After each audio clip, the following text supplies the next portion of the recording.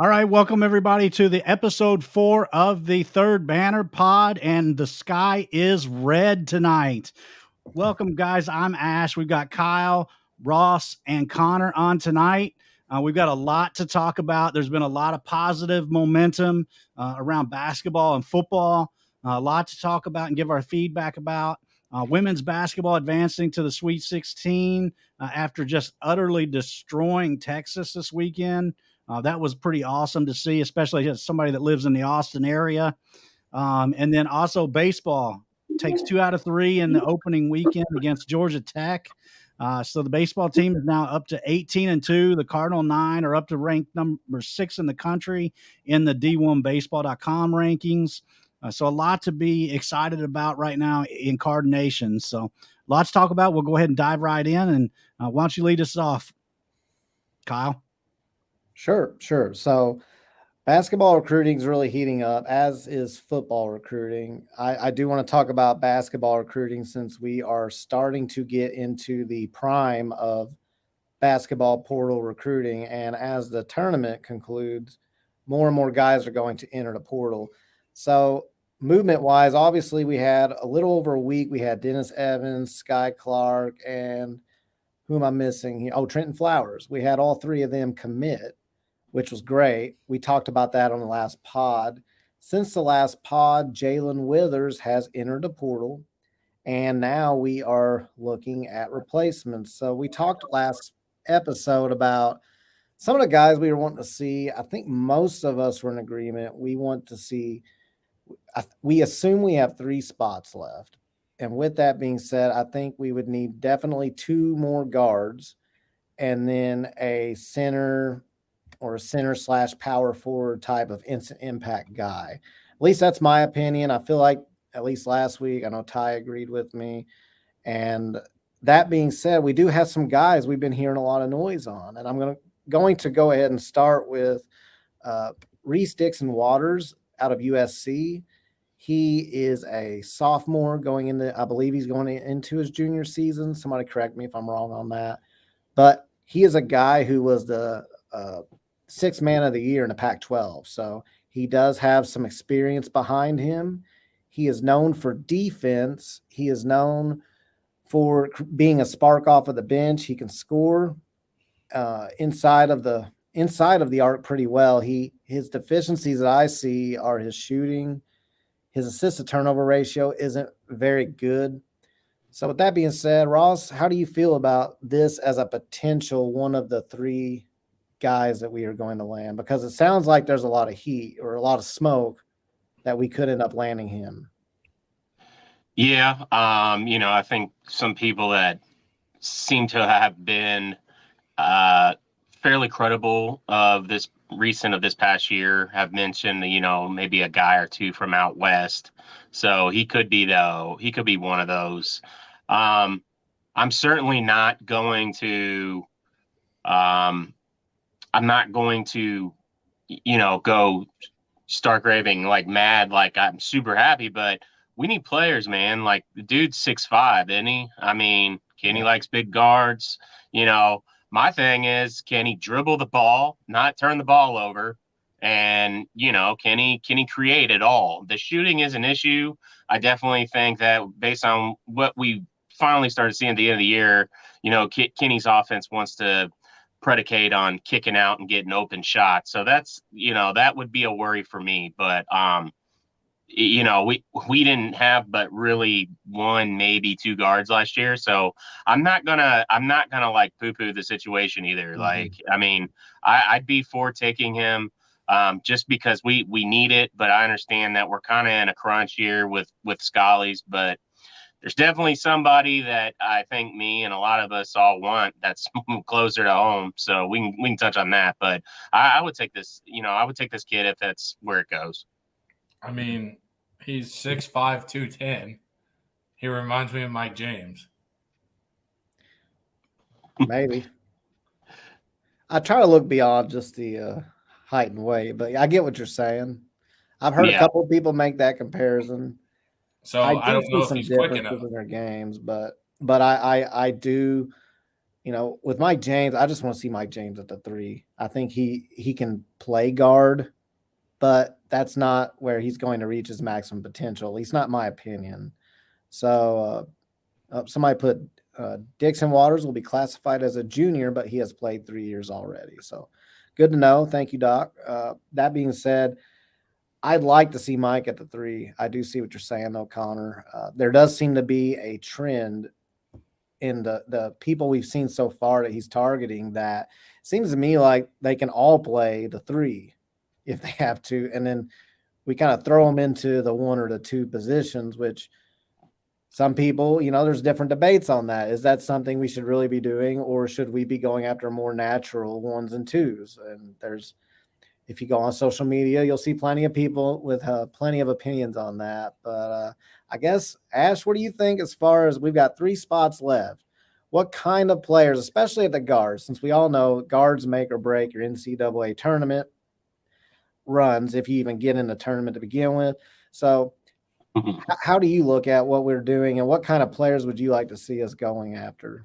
Yeah, I mean, as far as I'm concerned, what I really would like to see us land is a guy that can handle the ball, and then help us break pressure if there's a guy that in case we're facing a team that likes to press a lot.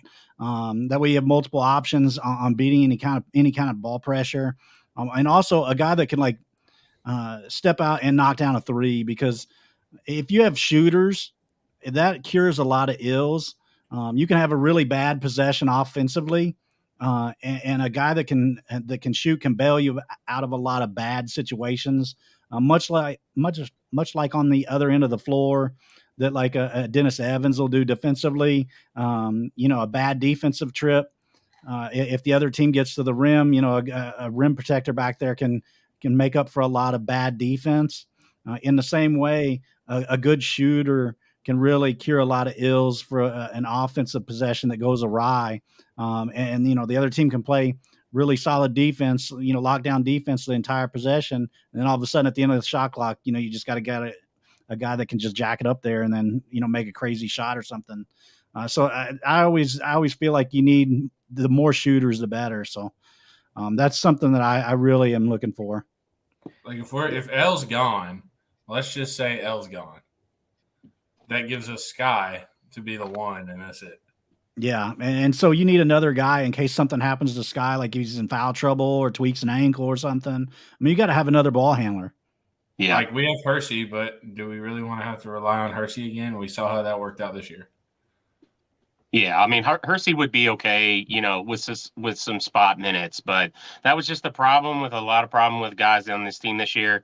They were forced into roles that they're not really shouldn't be equipped to do at this level of the game. I mean, it just is what it is. So yeah, like I said, I mean, I would take Dixon Waters if he's if he's secure with the ball. And I honestly, I want guys that want to get out and run. Like I want wings, so I want combo guards, and I want wings that are looking for outlet passes to get up the floor. I mean, Right. I just give me some dudes, man. Like I am excited. So I mean, like I said, I mean, this kid was a 6th man of the year, Mhm. in the Pac-12. I mean, he averaged almost 10 points a game. And, I think he was averaging close to like 4 rebounds maybe. And, I don't know what kind of assist turnover ratio he had, but I mean, to get Not 6th very man of good. the year in the Pac-12, and it was I know they haven't fared well in tournament, but like Pac-12 was one of the better conferences this year. It just was, Yeah. So You don't want to know his assist to turnover ratio. Just trust me. Well, tell us. It's not great. It's not tell great. us. It's 1-2. Okay. So some of what we saw this year. Right. And that's kind of my hesitancy. I think this is a great player.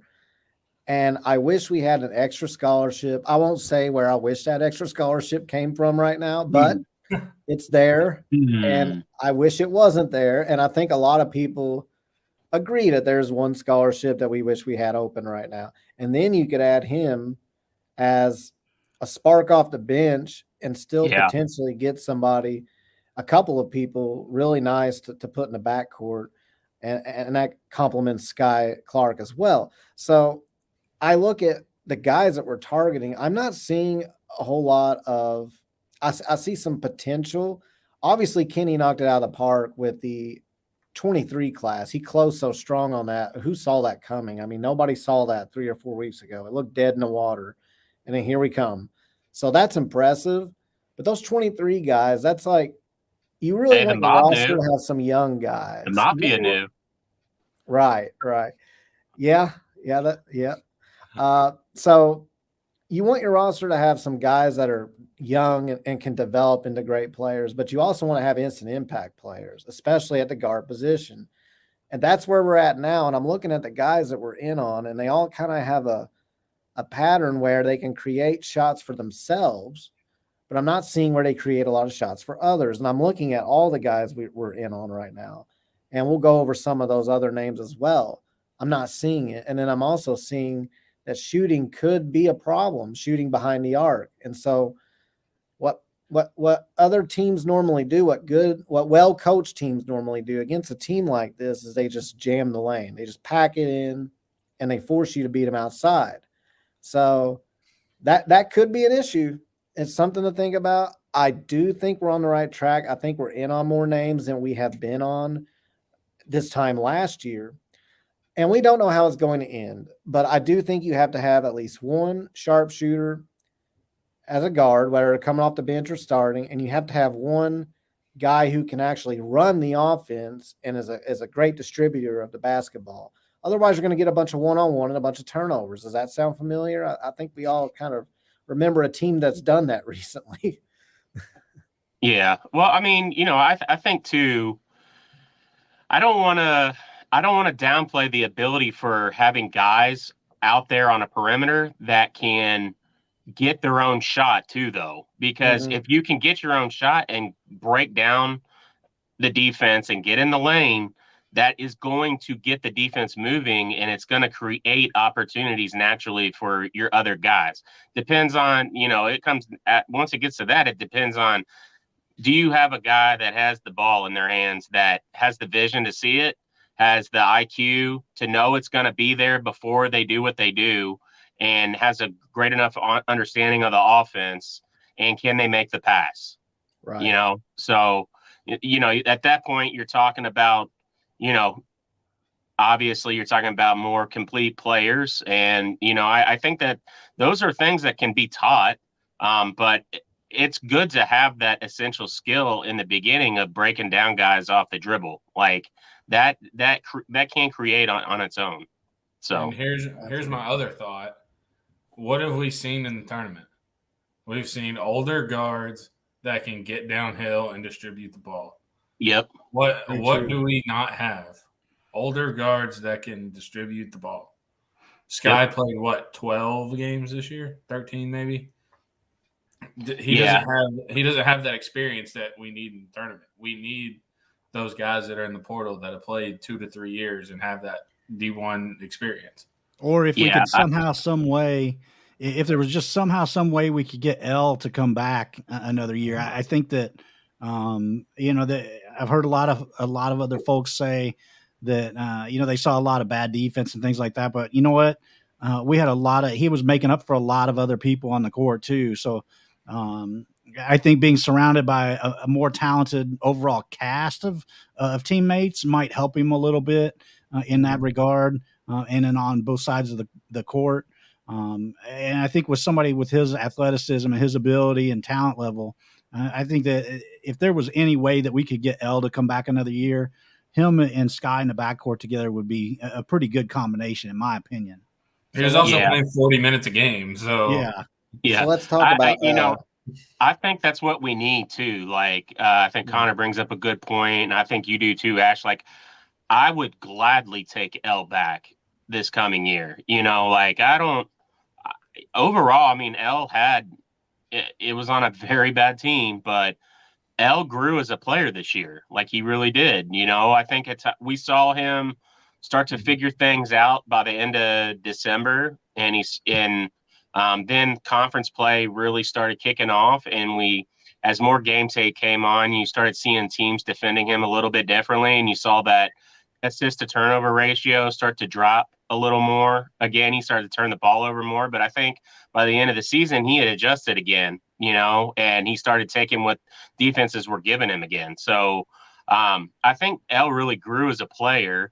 I'm with you 100%, Connor, that Sky cannot be relied upon just because he is very talented. We cannot put him in a position, to me, what it almost would be like to fail. I think people are going to have these really high expectations of him, and he's going to come in and he could struggle for a little bit, and that could, that could go the wrong way. So I really would you bring up a great point. Like, we need veteran guards. We need somebody that he's not going to be the guy that is running everything. We need somebody else that's got that ability to do that already and has proven that elsewhere. Man, he's got to learn. He's got to fail before he does anything. Right. Well, and let's talk about L a little bit, because some stuff came out today. Obviously, L announced his intention to test the NBA waters, which doesn't surprise any of us, but it was what I saw within the article written about L testing the waters that I found interesting. So when after the season ended, he first said, I am probably going to test the NBA waters, and if I don't go pro, I'm coming back to Louisville. Well, that's since changed. He's now said, I am open to the idea of coming back to Louisville or entering the transfer portal if I do not test the NBA, or if I do not go to the NBA after testing the waters. So he will test the waters no matter what, but the change is he's now open-minded to entering the transfer portal. And what we're starting to hear is it could be an ACC school that we have to compete against for his services. And it sounds like I know on Rivals, Ty Spalding, he said he's hearing NC State. I actually heard somebody else say, hey, NC State. So that sounds to me like who it is. And maybe they got that from Ty. I don't know. But it just seemed funny because it wasn't long. It was like they both said it about the same time. And they said it's NC State. But Ty didn't come out and say that. He just said it was a North Carolina ACC school, not the Big Two. So I guess you could say Wake Forest. I highly doubt it. And then the other person said it's NC State. And so it sounds to me like even if L comes back, so then you get into this dilemma where it's like, hey, what are we going to do? Are we going to wait it out? And potentially, because if you told me, well, L is either going to the NBA or he's going back to Louisville, that's it. I think it's less risky. There's still risk involved in waiting it out. But there is more risk to me when now he is considering other schools and entering the portal. Now, if you wait, and he said he's going to take his time. And I don't know. I get the impression that he's not coming back here. And so the question I have for you guys is, do we just move on so we can get a guy in that spot so we're not left holding the bag? Well, my first curiosity is because we're in a kind of a little bit of a new world where you kind of have to think about what professional athletes might have said in these type of situations where they're nearing free agency and that kind of thing. In that, is L saying these things trying to up his NIL offers? Is he trying to get somebody to basically drop a bag to keep him here? Didn't somebody say NC State was dropping 250? That was I heard rumors on that, but I mean, nothing. I don't think there's been anything substantiated about that. It's not a recruiting inducement. I actually kind of trust the person that said that. It's funny, me and him have butted heads quite a bit, but it seems like we're on the same page more often than not now. But and that's somebody that's on the message boards as well. But who knows? I do think there is some smoke to the NC State, whether it's $250K on the table or not. It does sound like that is a potential option. So wasn't that an option last year? Wasn't he thinking about going to NC State last year? Yeah, I think it was. And then Jonathan writes, can KP break the habits that L created this year to be more of a team player next year? That's if L comes back, I assume. I would hope. And if he doesn't come back, I would hope he just lands somebody that doesn't have the same issues. And I think that's a big thing in the portal. So I mean, I think if we had some daggum shooters on this team, L's assist to turnover ratio would have been a hell of a lot better this year. I mean, Yeah. I don't disagree with that. Well, and I think he showed at times he was very capable of distributing the ball. Like I think he grew as a player a lot this year. I agree. So I mean, I don't think it's a coincidence that you have teams within the conference supposedly rumored coming wanting to get him, because the dude can, like we were talking about earlier, the dude can break down a defense. He can get to the rack. Like, he can get there and he'll score. Like, he'll finish through contact too at times. And he can get to the line. He's a valuable asset. And you could only think that he'd possibly be even better if he's not playing 37 and a half minutes a game. You know, you get his minutes down to 32 where it needs to be. I mean, his production might actually go up, you know? And he's got dudes around him.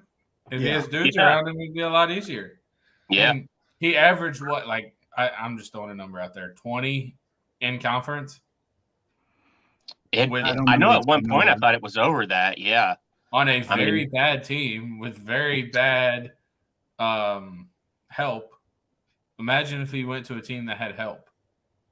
Yeah, exactly. And that's kind of where I was gonna go somewhere that, like, will probably make a lot of people turn their stomach a little bit. But if you guys remember when Andre McGee was coming out of high school, he played on a really bad high school team.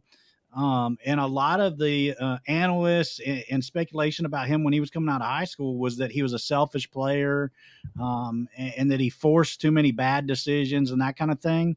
But I remember that. But whenever the coaching staff was interviewed before the season, a lot of what they said was it was only because he was the only option on his team coming out of high school. And as soon as he started playing at U of L, he was more of a ball distributor and that kind of thing. He didn't really force the issue, you know, once he got here and there were other guys that could play that he could trust around him. And so that's kind of what I was thinking about with L, is if he gets more talented guys around him, then you might see him, you know, being more willing to get other guys involved and that kind of thing. So that's kind of where I was going with that. But sorry to bring up a guy like Andre. So I'm glad Booger McFarland said about Lamar, it was Lamar Jackson and a bunch of dudes. It was L. Ellis and a bunch of dudes this year. That's true. So I like how the chat's talking about McKnight, because that's actually what I wanted to talk to you guys about next. Davion McKnight out of Western Kentucky yesterday, he put his name in the portal. I am surprised that he didn't make the list for recruiting analysts. Two different ones had the same schools on there. But the thing about local guys is you get a lot of connections to them through family that see them every day. I have heard, and I know Ross has, that we have reached out. We have contacted him. Now, what I will say is something's not adding up to me about this, because it sounded like before he put his name in, if you would have asked 3 weeks ago, he was definitely, well, I won't say definitely. There's no such thing as definitely, but he was as close to certain as possible. He was coming here from all indications. And then all of a sudden, Sky Clark noise picks up, which I'm still a little confused, because Sky Clark has been a guy that's also been rumored to be coming here. So this isn't news. And all of a sudden he commits here, and now you're starting to hear pushback, not only from Travis Branham, Travis Graff, but also there's little camps that are saying, well, you know, he's a little bit nervous about playing time. You just start hearing these things, and something just doesn't seem to be adding up to me. And it's just weird we weren't mentioned in the list of schools. Even if we did contact them, why weren't we listed by multiple recruiting analysts who are on separate networks, and they have the same list of schools? Maybe he released the same information to both of them. I don't know. It just seems odd. And I don't know what you guys think about that. And then also, if you guys really want him here, what do you guys think? Again, I want guys that can create.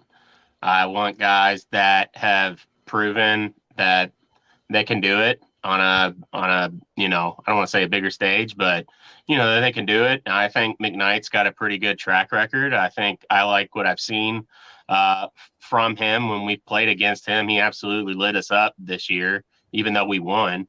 You know, I think that he's a guy that could be a valuable asset here. Again, I think maybe the missing piece, is he a guy that you can rely upon to give him the ball and run the show? Is he that type of player or is he not? Like, I think he's more of a compliment player. Like, I'm still looking for that guy where you're like, man, give that dude the ball. I feel confident with him. And like, I don't feel unconfident with McKnight having the ball in his hands. I don't. I question whether he can run an offense. I think there is something to the PT and the guards, but I think more importantly is I think that there's teams that have had more success this past year, and those programs, their names and their coaches have a little bit more to sell than KP at the moment. I don't. Again, I think that we have had contact with him. I think that there might be a little bit of a wait and see, maybe from both camps, both from U of L and from McKnight's camp as well. I think that's kind of where we're at. So I hope that we're not slow playing McKnight at all. I hope that's not the case, because we could use him. But again, I'm looking for who is that guy that we're going to put the rock in his hand. He's going to run it.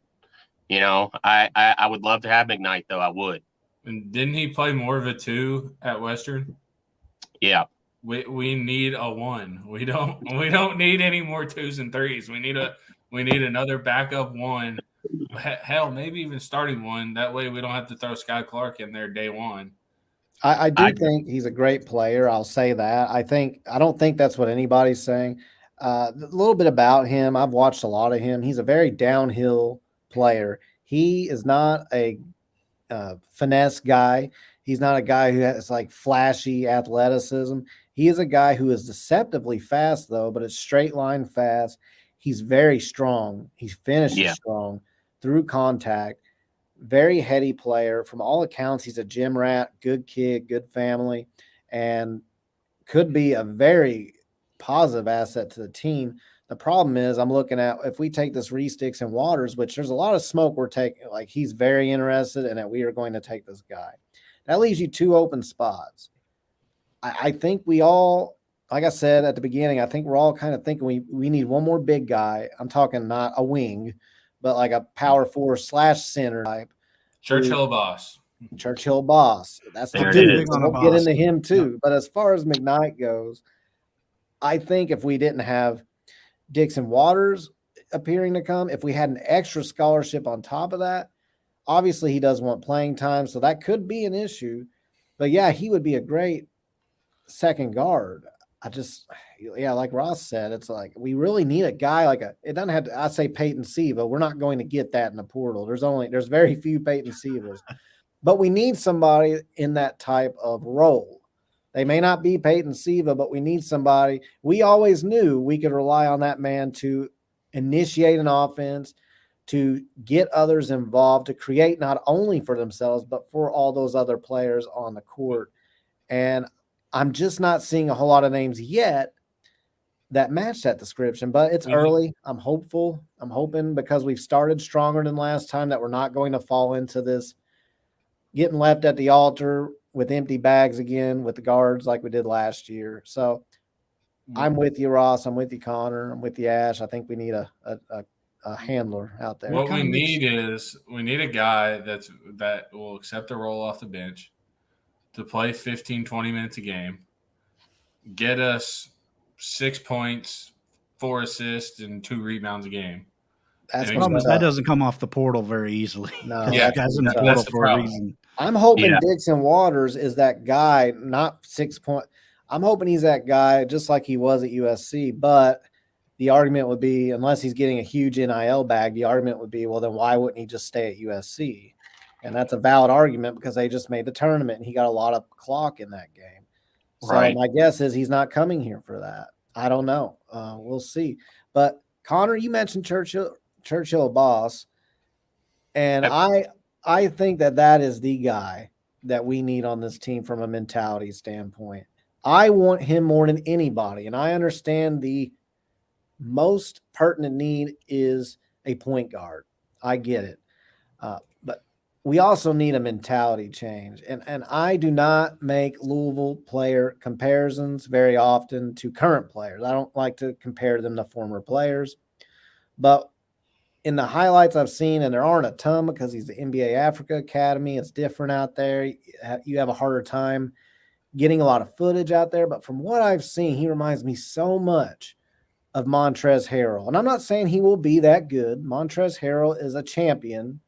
He was huge for us in a multitude of games. He has arguably the best play in the history of Louisville basketball. You could at worst, it's like top 3 at worst. It's my favorite sports play of all time. It is insane, that play. And we all know the alley-oop that put us up 1 after we were getting smoked. Luke Hancock hits the 4 threes. Then they steal the ball and the big oop. But that's someone else we need too, a knockdown shooter. And obviously we know he's been in the NBA. He's been a solid role player. He doesn't take crap from anybody. He's not afraid of anybody.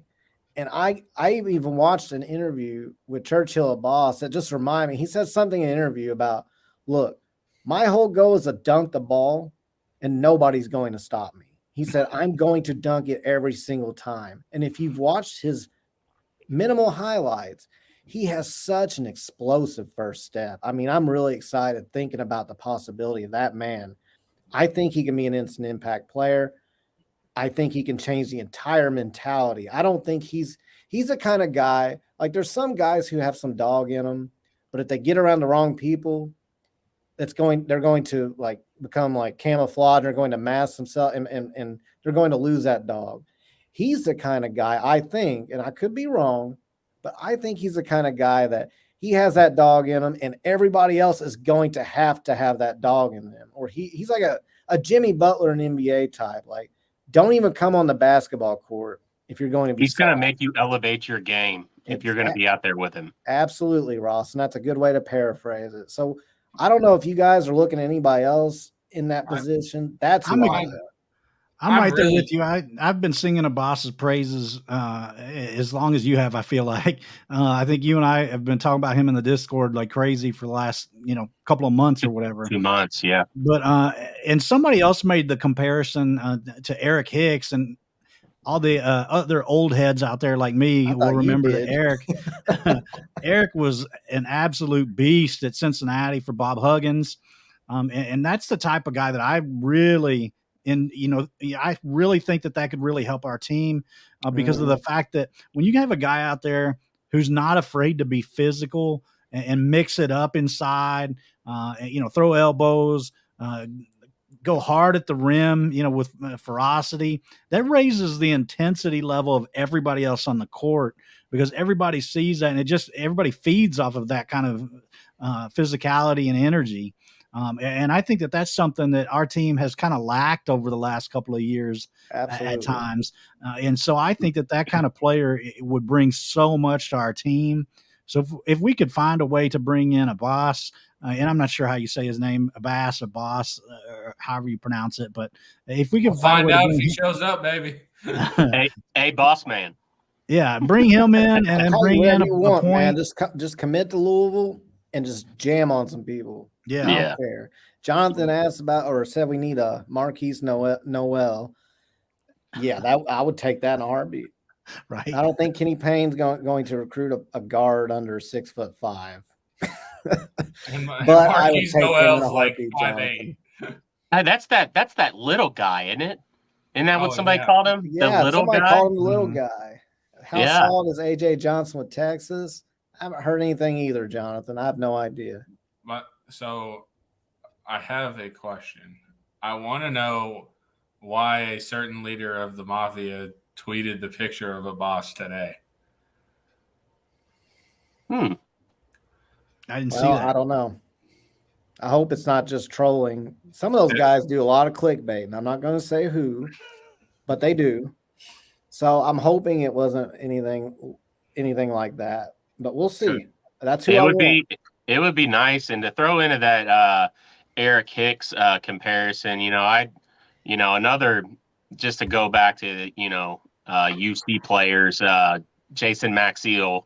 Yeah, that's another one. Actually, he might be a better comparison in my opinion. than I think Eric he is Hicks. because Max Seal had the explosion. Mm-hmm.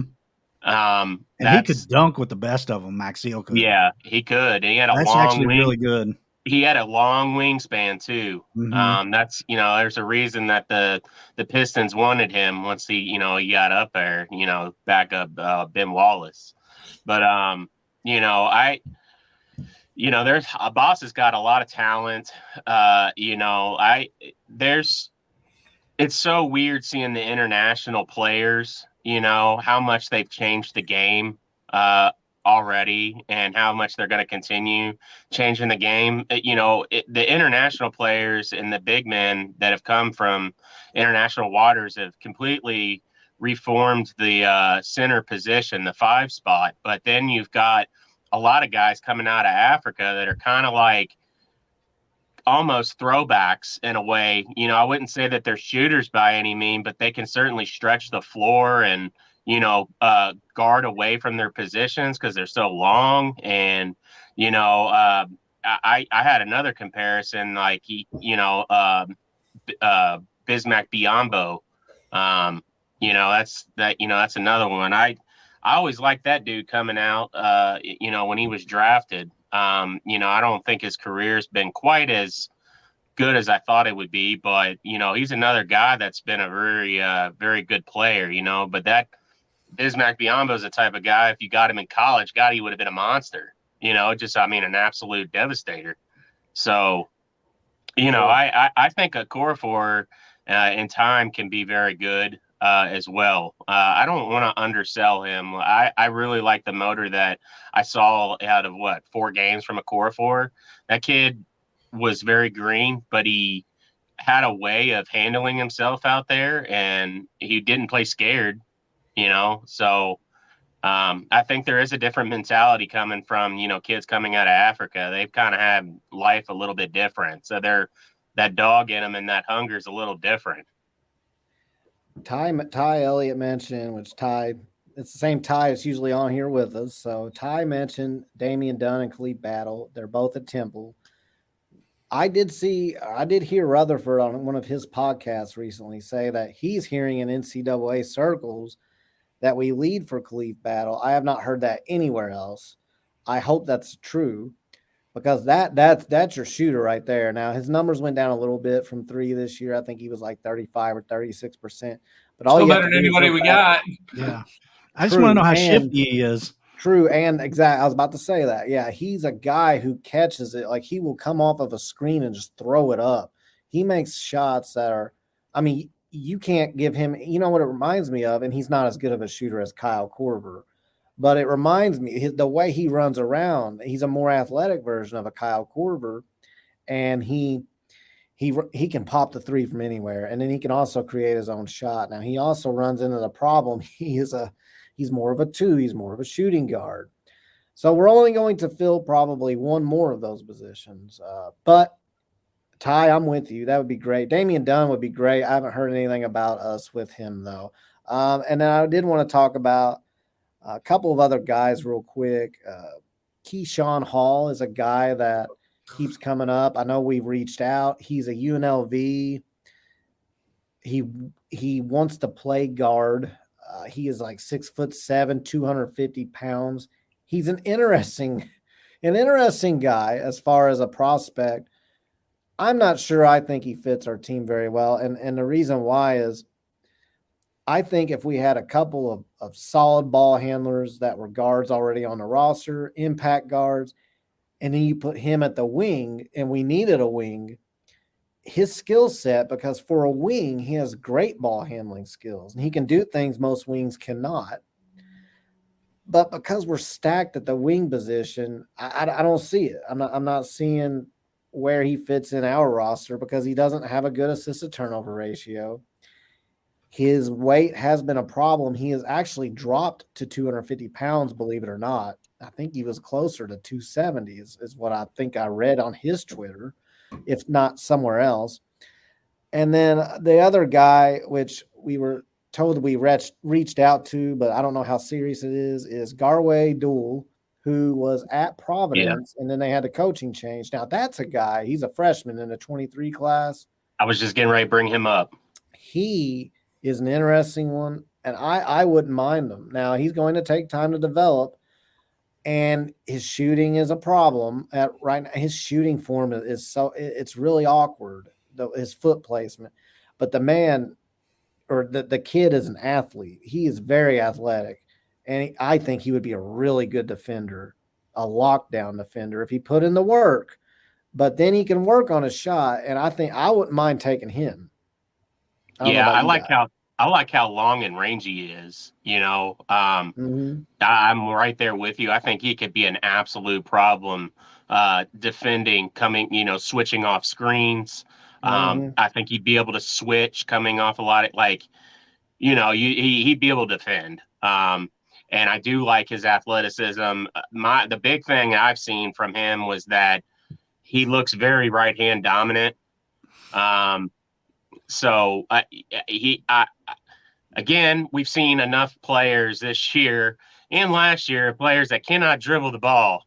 I want players that can dribble the ball and handle the rock with both hands confidently in traffic, in the lane. But again, we didn't have any guards really. So pickers can't be choosers, I guess. So he's got a lot to work with. That's for sure. Well, when your Twitter says that you're a big guard, whenever you label yourself as something, that usually means it's not true. Well, who knows? And this, everybody's got a nickname. I don't mind that part. I don't know. We'll see. We talked a lot about basketball recruiting, but I'm really impressed. I was going to say, sorry, before we switched off, since you brought up big guards, I think we would be remiss if we didn't talk about Trenton Flowers. Okay. I do want to talk about Trenton Flowers. Trenton Flowers, I think, is the real deal. All right, Paulo Banchero. Hey, I don't know if shout out to Ethan and Louisville Sports Live for getting Trenton and his dad on tonight and interviewing them. I don't know if anybody heard that. If you hadn't, go check that out. It's a good interview. But the kid's really confident, and I think he's got a lot of swagger. Again, something that we're needing on this team. We need some dudes, and he reclassified, and his recruiting ranking actually, I think, went up, reclassifying into an earlier class. So wow. He compared himself to a Jason Tatum, is exactly who he said he is, and I think that's a lot of people have made that comparison. I could see it, but I if he was somebody that you're saying like he's going to start and he's like your third ball handler on the floor, I feel very confident. As you're talking about earlier about guys that can break presses and handle pressure and get the ball up the floor. Flowers talked about how, he was 6'6'1", and he went through a major growth spurt. So he's still got all these guard skills, kind of reminds of somebody else, somebody down the road. I don't know if you knew, but Anthony Davis grew 9 inches in the summer of his senior year. If none of us ever heard that before, but that sounds like a similar story with Flowers. And, guys that are kind of tweeners like that, he doesn't look at himself as a tweener. He looks at himself as a big guard. And I will say he looks like he can handle the ball. So getting a great vibe from him, I think he's going to be an outstanding player for us. Well, you don't have to be traditional. You don't have to be the traditional, 6'2", point guard to be your primary ball handler or the guy that breaks the pressure or anything like that. We've seen even if we don't want to go down to the blue belly route, but if we look at our own backyard, I mean, we've seen in the past guys like, Francisco Garcia be the primary ball handler that were, a 6'8", 6'7", 6'8" type guy. I mean, heck, even I can't remember which year it was, but there was the one year where David Padgett was the guy they kept giving the ball whenever other teams were putting on pressure because he'd be open right there around the half court circle, and they passed him and he dribbled across. Not that he was the primary ball handler for that, but it's just one of those examples of a different guy that brought the ball across half court when there was Yeah, pressure. and you could trust to not turn over the ball because he had basketball instincts, he had high basketball IQ, and he had good vision. And Yeah. he's 6'10", 6'11", he could see over everybody. Right. So I got a comp that I know how everybody feels about Indiana fans, but my brother-in-law, he's seen a lot of Trenton Flowers highlights, and he said, "Well, what about Brandon Miller at Alabama?" And I had to sit and think about it. Hopefully, he can shoot as well. Yeah, on the court. But yeah. So that would be the thing is Brandon Miller is a very good shooter, but I actually even started going back and watching old Brandon Miller highlights, especially from high school, and I think that's the best comp I've found. Now, obviously, everybody has an opinion, but I've heard a few names thrown out there: Paul George, Jason Tatum, Paulo Banchero. I'm not sure. Like it just seemed, but for me, that was the one. And I was watching his old highlights, and I was like, man, that really does resemble the way Flowers looks. And if he can become that type of player, work on his 3-point shooting, that would be great. So yeah, Trenton Flowers. I don't know how much he can do in his first season, but he definitely has the tools there. So that being said, I think he's going to be the anomaly, man. I'm getting a good feeling about him. I really am. I think he's going to be the anomaly that reclasses, and it's going to work out exactly the way we want it to and we need it to. well, I think he's going to have a big year. I'll tell you what I have a good feeling about is football recruiting right now. It's a breath of fresh air. Now, basketball recruiting is going well, but it just feels like there's this pressure to, hey, we have to fill this roster out. We have to be able to make the tournament. But when I look at football recruiting and the visitors we've had this week and continue to host, and names keep popping out of left field, I'm beyond impressed. Brahma's doing work. The kid that Jody just retweeted, Chason Clark, 2024 Army All-American, 6'3", linebacker, tight end. First team. The one he tweeted a couple hours ago, the defensive lineman. That dude looked impressive. All the guys from Ohio that they were talking about were in this week. To me, that was really exciting news because to me, whenever we've been really going, we always highlight the Florida kids and the Georgia kids, right? But we've always supplemented those rosters. Our best teams always had also had a lot of guys from Ohio. When you think about the different teams that we've had where, we supplemented guys like, Wood and different guys like that on the lines from Ohio, they've always been really good. Their high school football up there is really good. So, Charlie and Bobby both recruited Ohio in addition to Florida and Georgia and those southern states. So seeing the Ohio names really was something that stood out to me. Well, yeah. And I would love to get I think we've always been good about recruiting the Cincinnati and the surrounding Cincinnati area in Northern Kentucky. But getting up in Central Ohio and Northeast Ohio, I don't remember us ever having a big focus, but that team down the road, they've got a big focus on recruiting those areas up into Western Pennsylvania and Southern Michigan. There is definitely talent up there, and there's a lot of it to be had. It's good recruiting grounds and fertile recruiting grounds to be a part of. So I will say with that Chason Clark that you brought up, you said he's linebacker / tight end. I mean, that just screams athlete. You always bring him. Like kid's a player. Obviously, he's got the accolades early to go with it already. So it's nice to have options like that for sure. And you're not wrong, Kyle, that the juice flowing around football and the momentum, it's just different. Even I think Hudson and Destel even commented on that yesterday when they were interviewed. They just said that there's, they didn't come right out and say it, but they said that you can tell that there's just a different approach with a lot of these guys having the local ties. There's just something else there extra that maybe the last staff didn't have. And, you know, the heart's there. So they know what Louisville can be, where we've been, you know, and where we can go. It's people that truly believe in the mission statement of, you know, the school and the fan base. You know, when we're on our game, man, we're not a program teams want to see. I'm sorry. I'm going to quote this. Jack is legit. Having the offensive line we do and the weapons on the outside in the backfield will be special. That was your boy Hudson. Yep. Good. So I want to talk about some of these visitors that we've had, or people that we may get visiting, names we're hearing. I'll start with the Utah State linebacker, because we desperately need help there. That is arguably our most thin position on the football field right now.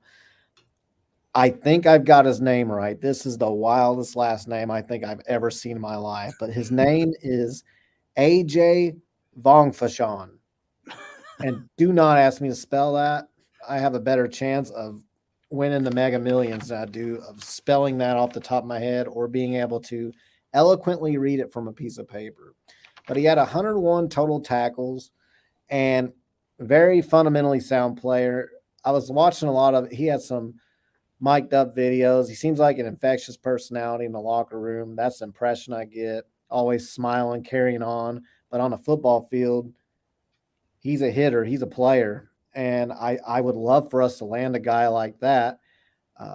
I don't know. I know there's somebody on the message boards who is very connected. They've been connected for the better part of 2 decades, and they're not one that posts a lot or says a whole lot. And they're very humble. They're not the kind that's like, hey, look at me, I know all this stuff. Like, you know, those kind. There's plenty of those, and some of them aren't even real insiders. But this guy is very plugged in.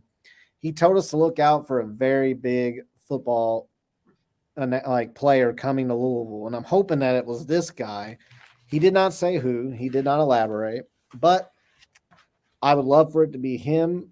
I know we still haven't heard anything on Beanie Bishop as far as committing here. He was once a strong Louisville lean, but I know Dave Lackford actually responded to me on Rivals and told me that West Virginia has gotten involved with an NIL offer, and that's what sounds like it's holding it up. So I don't know. He's a great player out of Minnesota, was projected to be a starter. We do need another cornerback, but I don't know. We'll see what happens. Obviously, you have to, get your bag while you can. So that's what players are trying to do. I hope he comes here in the end. That being said, there were some visitors I really want to talk about. We had Kamarion. I'm going to get into Kamarion. Yeah. Kamarion Franklin. Big Cam is what they call him. 4-star edge. We're expected to see Jadon Ball. He's a 4-star athlete. Cameron Beavers, a 4-star, 323-pound defensive tackle. D'Angelo Barber, 4-star linebacker. Jody just apparently tweeted that there's another 4-star guy that Connor just talked about. I want to talk a little bit about some of these guys. I'm going to start with Kamarion Franklin. I don't know why, but Big Cam, I get a feeling we are going to be one of the final schools. And I want this guy bad. I watched his film. I watched a ton of his film. He can play with his hand down, or he can stand and rush with his hand up, either one. And his swim move is nasty. I mean, this dude is disgusting. I swear, if you get Big Cam and TJ Capers on defense together, and I'll get into Cameron Beavers as well, the defensive tackle. You're next, Cameron, but I'm on Big Cam right now. So if we get Kamari Franklin, TJ Capers, oh my God. Like, dude, Dabo Swinney is going to be leading Bible study, but it's just going to be him locked in a corner crying, praying for the end times, because he would rather see hell rain down on earth and be saved than have to deal with Louisville's defense. Clausen at Wake Forest, he's already crying. He's already called the ACC up, the headquarters. He's complaining. He's crying. He's like, they can't do this. This isn't fair. he always has to have something to cry about. So why not cry about this? Like, we are going to rain roughshed on all of you. And I'm not even going to get in that fat freak down there in the bluegrass. We're going to rain on you anyway. But if we get these guys, it's over, because these are the guys I look at, like a big Cam. I look at this guy and I think, like, I see these guys on Clemson, on Alabama, on Georgia. I'm like, these guys are freaks. They have to be roided up. And they look like Master Chief off of Halo. I mean, come on, man. I mean, they look like Master Chief. It's like, dude, how do you even look like that, you freak? You look like you're 18 years old. Like, damn. But that's the kind of guys we're getting to visit. Be at least 30. That's the kind of guys we're getting to visit. And Cameron Beavers, this is the last one. I'm going to turn it over to you guys. He is a 323-pound defensive tackle. The man is telepathic. He knows when the centers are snapping the ball. As soon as the ball just flinches, he's in your backfield. You can't even hand the ball off. That dude's already sacked you. He's taking your shoulder pads off. You're butt naked sitting there. I mean, the dude is fast. You talk about Muhammad Ali saying he turned the lights out and he was in the bed before the room was dark. Are you kidding me? You're not as fast as Cameron Beavers. I mean, the dude's got to be juiced up on something to be 323 pounds moving the way he does. If you have not watched his film and you're a recruiting guy, you're already in the wrong. You should have already watched it, but go drop everything you're doing after the pod is over, of course. Yeah, after. Go Come on. watch this dude. Well, like and subscribe button you guys too. Go ahead. I'm off of it. You guys go ahead. Turn those notifications on. So, I think one of our last coaches, defensive coaches, said that just found that players that were over 300 pounds couldn't move like that at the defensive tackle position. It just wasn't possible. He all wanted him to be 280. Yeah, you want to be 280 because, when I see that you get to 300 pounds, you can't do the things that I demand of you in our scheme. Meanwhile, George is just going down there and butt slapping everybody with just dudes. And we saw Alabama doing it before Georgia, and Clemson had dudes. And, it's like we've never watched football before because these guys don't exist at all, ever. So you're telling me if Jalen Carter told Scott Satterfield, I'm coming to Louisville, Scott would say no because he's over 300 pounds. Yeah, no, can't play here. Can't play here. Yeah. And it wasn't Scott. I'll give Scott that at least, but Scott allowed that to happen. But it wasn't Scott that said it. It was our last defensive coordinator. And I will fall back on that every time. I remember exactly where I was when I heard him say it. I know where he was when he said it. He was backside at Churchill Downs doing radio with local radio station. And I will never forget that. And I couldn't believe he even said it. And I said, this is more indication. This is not what I want to hear. But anyways, go ahead. I digress. I mean, that drives me nuts. I couldn't believe it. Especially after we just saw dudes like Sheldon Rankins and, so many guys come out of Louisville that were right there in that wheelhouse, and they just got drafted. You know what I mean? Like, what are you talking about, man? Crazy. Glad that you took him off our hands. That was something that I was definitely critical of Brian Brown defenses about is the small linemen. And Douglas Harrison mentioned, a little bit ago in the comments, it's nice to be bigger on the defensive line. Of course, we got to land those guys still too, but definitely the change in philosophy is welcomed by me. And I know most other folks in Card Nation as well, because I just didn't think long-term that was a winning strategy to go after the smaller guys. You got to be big and fast. You can't just be fast. You got to be big and fast, which means you got to elevate your game and shoot for the stars.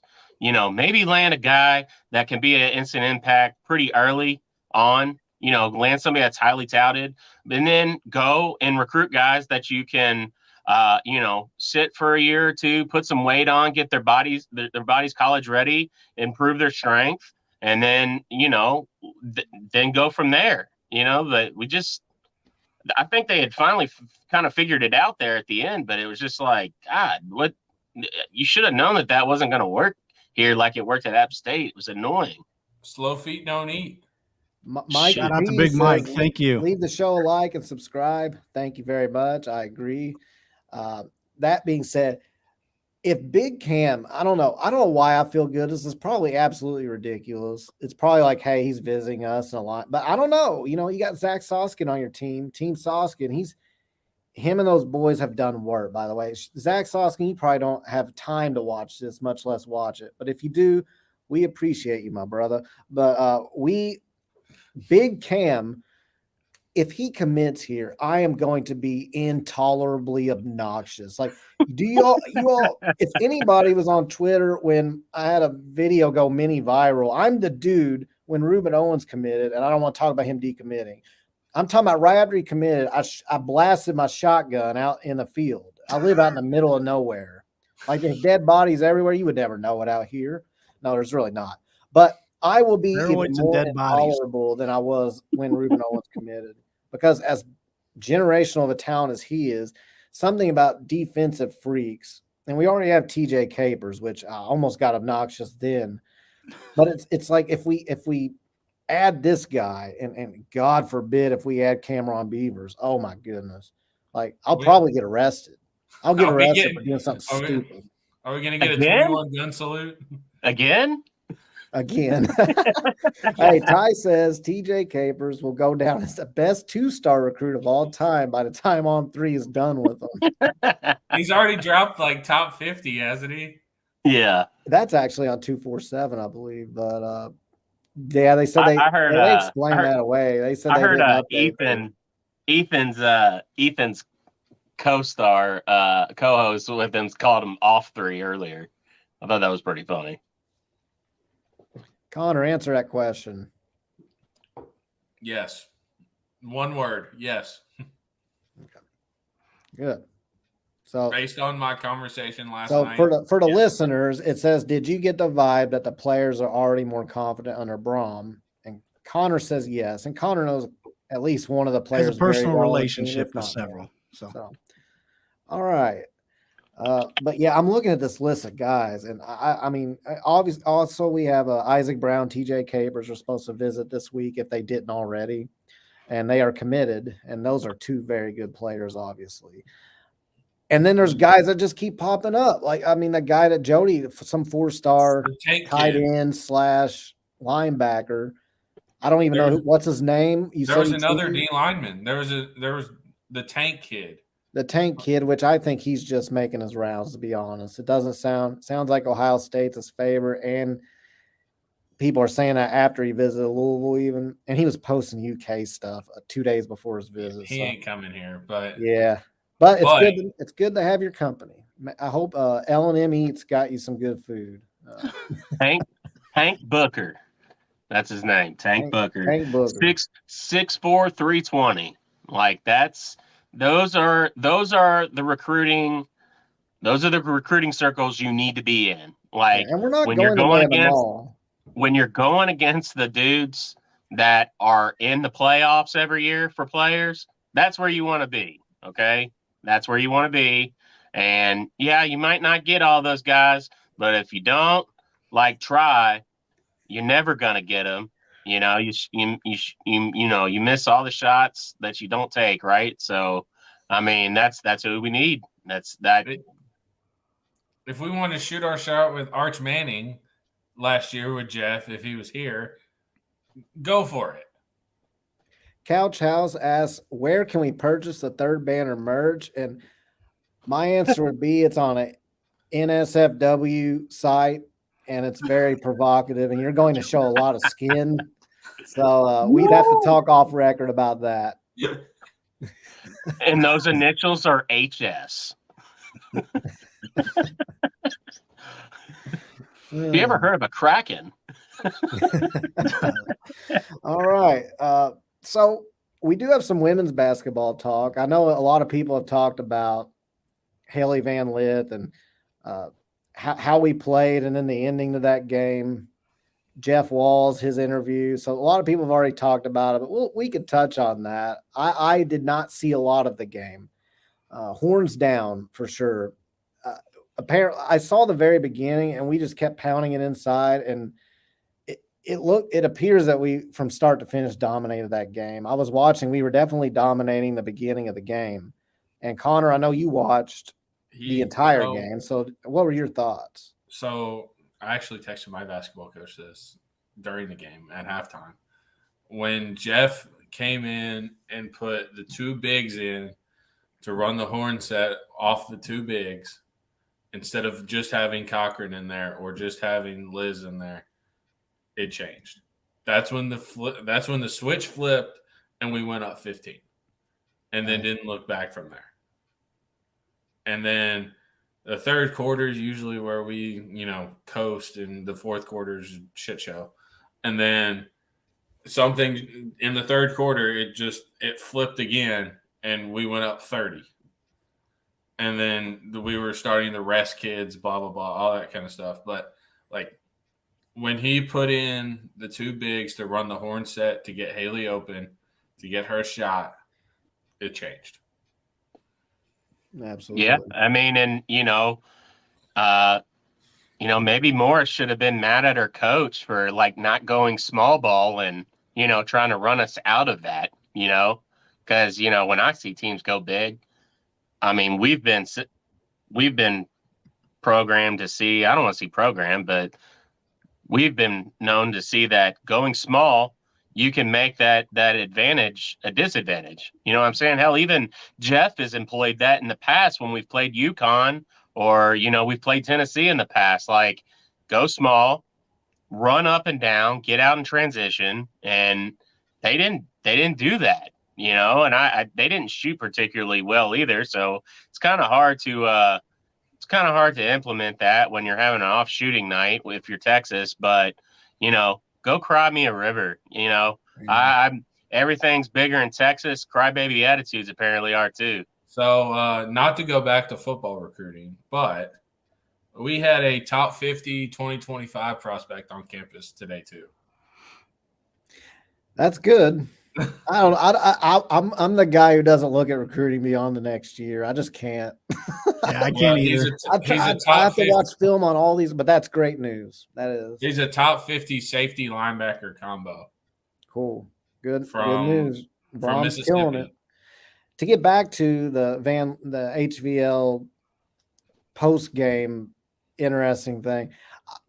She's a dog, man. She has the mama mentality. I know a lot of people claim that they were mentored by Kobe Bryant before his unfortunate passing, but she is one that he spent a ton of time around, and you just see it in her, man. I mean, I'm gonna be honest, she's on our team, so you love to see it. I would hate her if she was not. I would hate her. I'd hate her. Hey, And that's kind of how a lot of people felt about Kobe. She seems like one of Muppet McGraw's old players. Honestly, I'm right there with you. If she wasn't on your team, she'd be a pain in your side, man. But it's not for anything out of character. She may say some things. I don't know. Supposedly she's fiery as hell. She's got fire. I think yeah. I don't think she has a mean bone in her body as far as wishing any harm. I think, though, that when she's on the court, she wants to kill you in a basketball sense, in a competitive sense.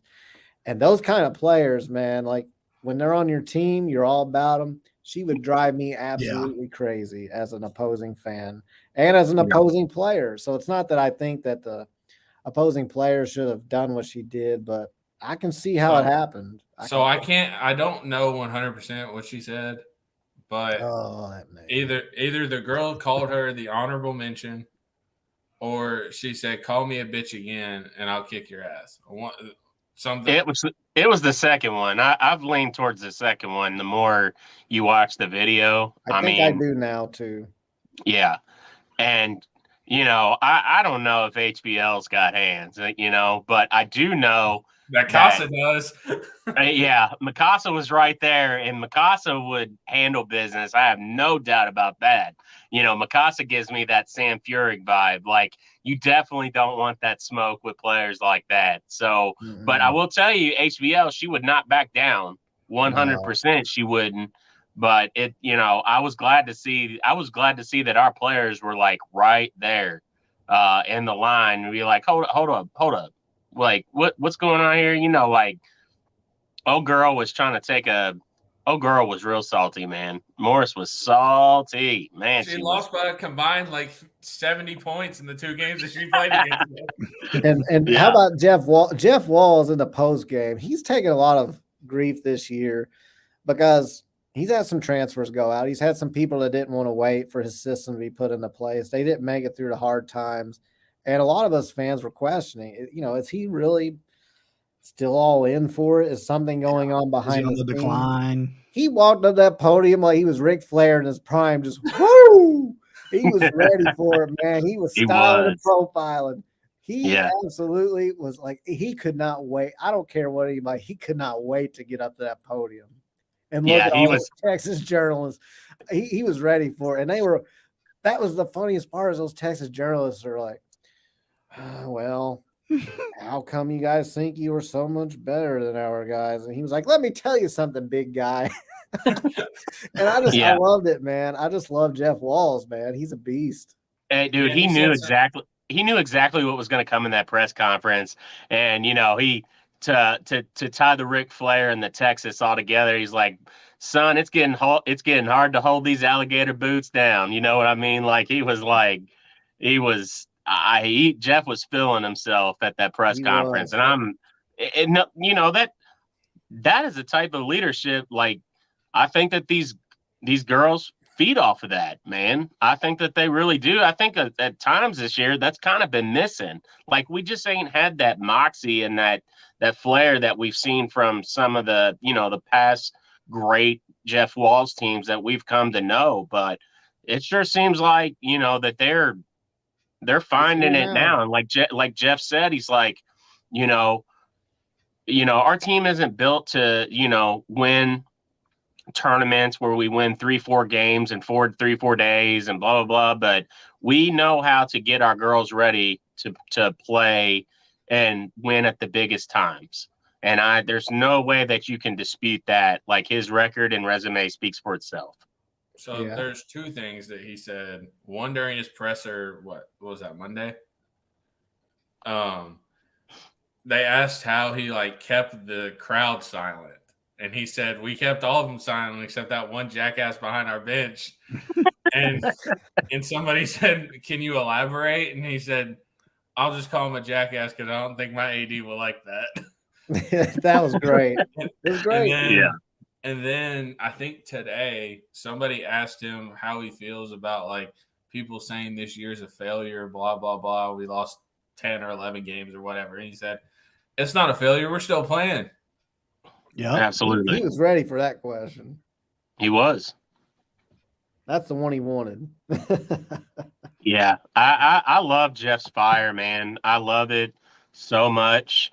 I hope that Jeff hangs it up here, and I hope Jeff never leaves. We have it so good with Jeff Walls. Like, we don't realize how good we have it. And yeah, this year was rough compared to the standards that he set. He's made those standards. Like, women's basketball was nothing before he got here. It just wasn't. It wasn't an emphasis.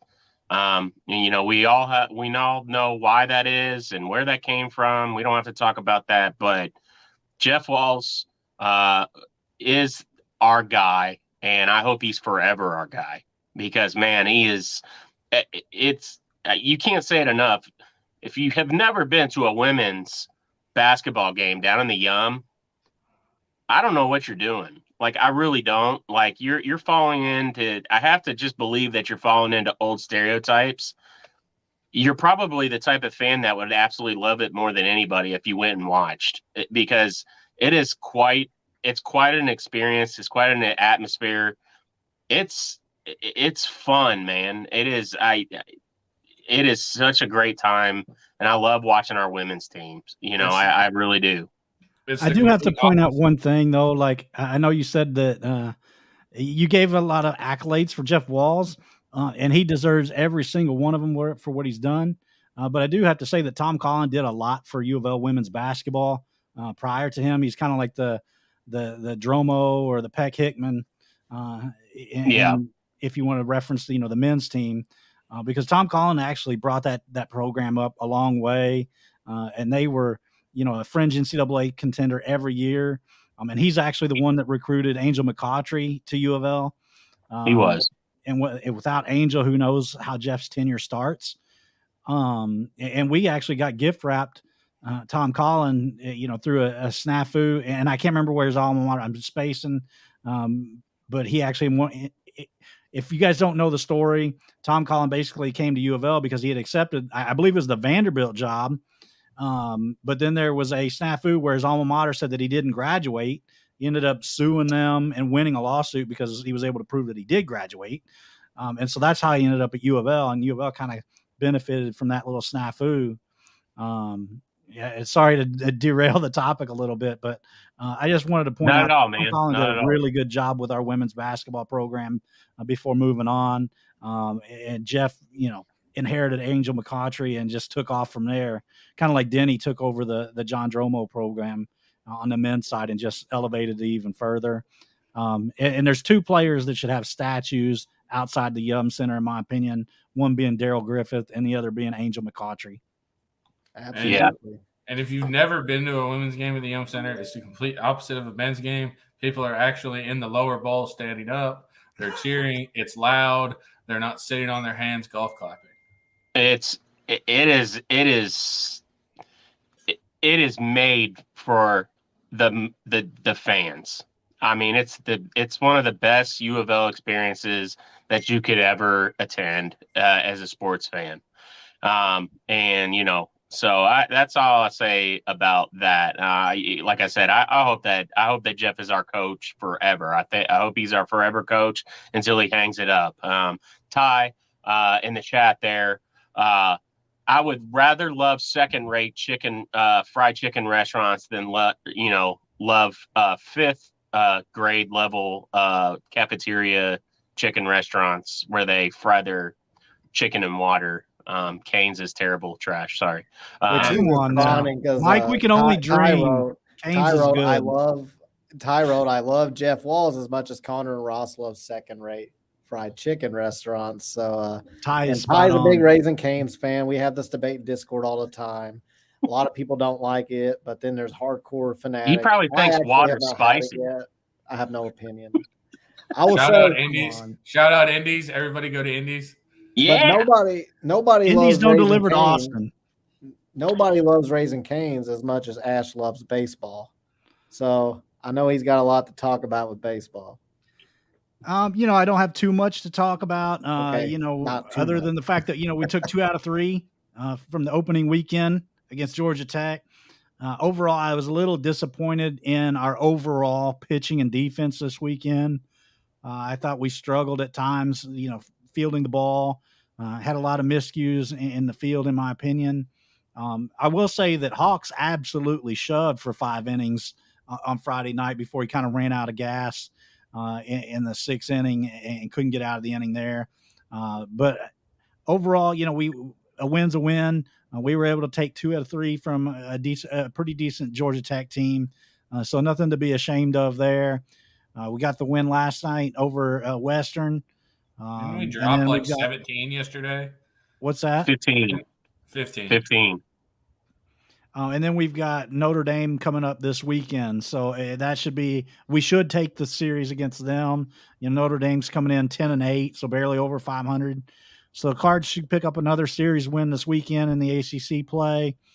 I'm so excited about that and the way our guys are hitting the ball. I think that, you can't be disappointed with the way the sticks are playing right now.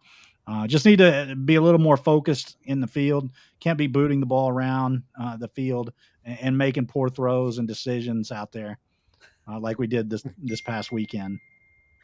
I will say that I agree with you, Ash, and a lot of what you're saying. I will say, though, that the staples that make this program successful under McDonald and the strong points of this team this year, once again, we're very aggressive on the bases.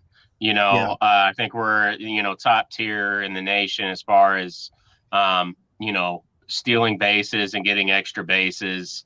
I think that's been on full display this whole time. We continue to bat guys around.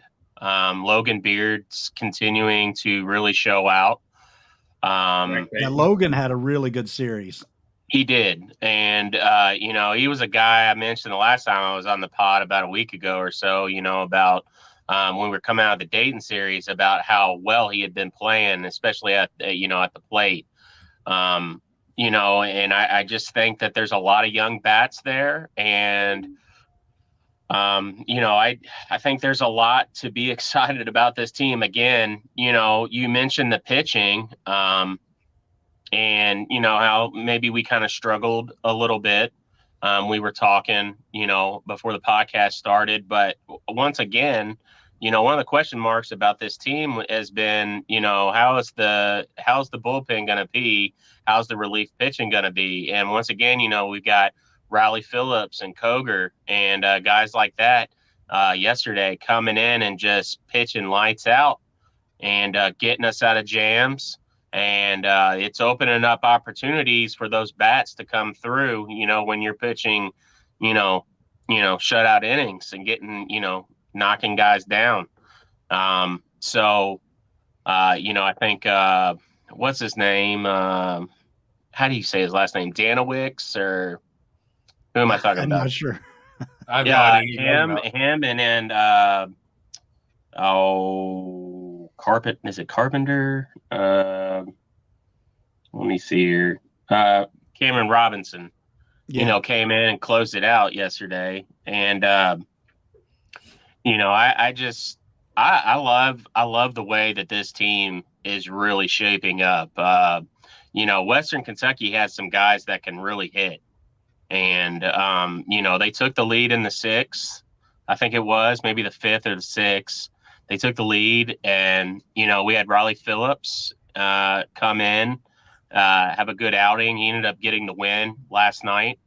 And then you had Koger come in, and I can't remember how many he put down. They struck out, but he just came out and played really well too. So, and that gave us the opportunity in 2 straight innings to where, the bats just got loose for us. We put up 9 runs in the 6th and the 7th inning, and it was game over after that. So I don't think we can undersell, baseball is one of those games we all know, like, you're going to have off days, but if you can find ways to win in those off days, man, it's, pitching's how you do it. And I'm liking, the bullpen wasn't great yesterday per se, but when we needed it to be, when it got tight, they really came through. So you had what's his name, Scott, yesterday, like, drilled like a 450-foot home run yesterday, his first of the year.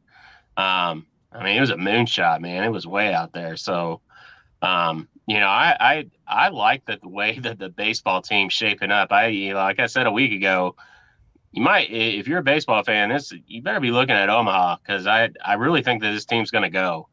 They've got it. They've got it all this year. I think this is our most talented team since the COVID year. Again, we should have won in Omaha. You can never say that, man, because it's such a different beast getting there. But I loved our chances. I will say that. I loved our chances, the way we stacked up against the competition that year. It's a shame we didn't get the chance. So I do agree that this is the best team since. Sorry, Connor, I didn't mean to step on you there, but I do agree that this is the best team we've had since 2020. And I'm not trying to sound too down about the pitching and defense. I just, I got a little frustrated this weekend. But Hawks, like I said, was lights out for the first 5 innings of that game Friday night. Yeah. Had 7 or 8 Ks on the hill in those 5 innings. So he pitched pretty well overall. Once too, like, that's just how baseball's become too. Once guys, see you for like a third time, they really start to get your timing down. That's, I wish baseball in a way could go back to the way it used to be, where you had an ace, you had a setup guy, and then you had a closer, but just the game has just changed so much. I think that the competition's gotten so much better that as far as hitting and, instruction and everything, that once you see a guy for like the third time, like you've got him. Like most players that are worth the salt, like once you see a pitcher for second, third time around, you've got him down, unless that pitcher's just has something that's extremely different, whether it be, their fastball got a lot of movement, or, they really have a lot of movement on their change of pace, their off speed pitches. So I don't know. Baseball is so different. Like that's why you see so many pitching changes now. So, but I love our bullpen. Didn't mean to interrupt, Connor. Go ahead. So I have a funny baseball story. What year did we go to Omaha after we played East Carolina? Was that 19? I don't know. I think it was 18 or 19. So I was at that game, and after the game, I was with a friend that just happened to be going to U of L at the time and knew all the players. And that house right across the street from the stadium, I think it's white. I could be wrong. But that's where all the parents and all the kids partied after the game. And we went over there after the game after we one hit East Carolina and won by, 12 runs or whatever it was.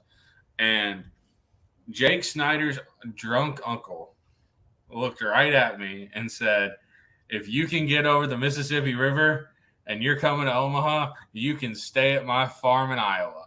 And I'm like, dude, I've never met you before, but you're just going to let me stay at your farm? Cool. Needless to say, that didn't happen because I was, like 19 and didn't have the money. I was 12.